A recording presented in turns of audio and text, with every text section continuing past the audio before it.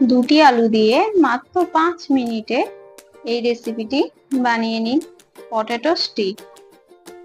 একদিকে চায়ের জল বসিয়ে আরেক দিকে এই পটেটো স্টিক বানানো কমপ্লিট হয়ে যাবে। তো প্রথমেই আমি দুটি আলু সেদ্ধ করে ভালো করে ম্যাশ করে নিয়েছি। এখানে আমি কিছু মশলা দিয়ে দেব। হাফ চা চামচ লঙ্কার গুঁড়ো, হাফ চা চামচ গোলমরিচের গুঁড়ো, 1 চা চামচ চাট মশলা, হাফ চা চামচ অরিগ্যানো এবং হাফ চা চামচ নুন দিয়ে ভালো করে মেখে নেব। এখানে আমি কিছুটা ধনেপাতা কোচানো দিয়েছি। ভালো করে এটি মেখে একটু রেস্টে রেখে দেব। যদি হাতে কম সময় থাকে তাহলে রেস্টে না রাখলেও হবে। তারপরে এখানে আমি দিয়ে দেব 1 চা চামচ কর্নফ্লাওয়ার এবং 1 চা চামচ চালের গুঁড়ো। ভালো করে মেখে এটি আমি কিছুক্ষণের জন্য রেখে দিয়েছিলাম। আপনারা না চাইলে এটি নাও রাখতে পারেন। তারপর এই ডোটি দেখুন, ঠিক নরমও না শক্তও না, মিডিয়াম হবে। যদি মনে হয় খুব নরম হয়ে গেছে তাহলে এখানে আর একটু চালের গুঁড়ো অ্যাড করে দেবেন।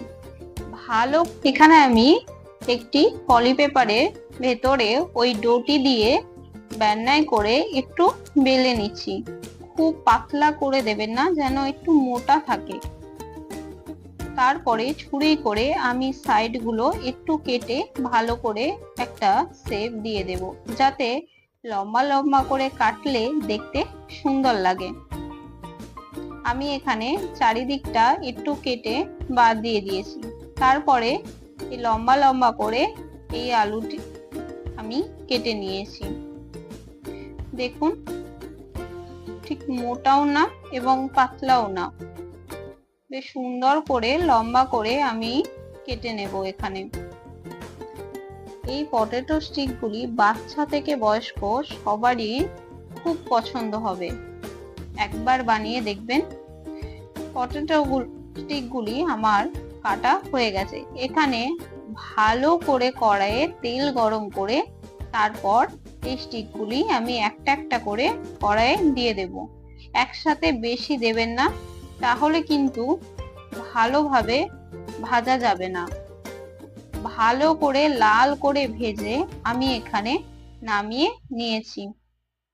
দেখুন ভেতর থেকে কতটা ক্রিস্পি হয়েছে, আর এটি খেতেও হয়েছে